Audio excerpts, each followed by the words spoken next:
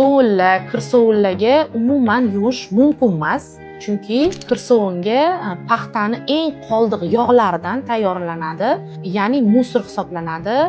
Bu kir sovun bizning yuzimizga dermatologический reaksiya berishi mumkin birinchi o'rinda. Buni natijasida har xil toshmalarni, dermatologический qichishlarni ham olib keladi.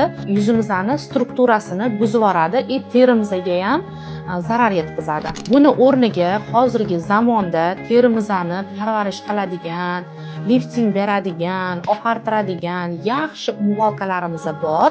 Ya'ni terimizga umuman zarar yetkazmaydi, terimizning strukturasini umuman buzmaydi.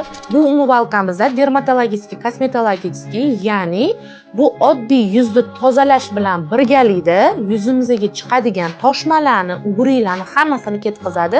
Bitta yuvganinglarni o'zida natijasini bilib, keyin menga rezultatini aytasizlar. Bu umuman terimizga shikast ham bermaydi, hech qanaqa terimizni qichishtirmaydi ham, allergiya reaksiyalar ham umuman bermaydi qizlarga. To'g'ri uhudiy kosmetikalarni tanlashni o'rganish uchun meni sahifamga obuna bo'ling. Men sizlarga bu maslahatlarni bepulga beraman.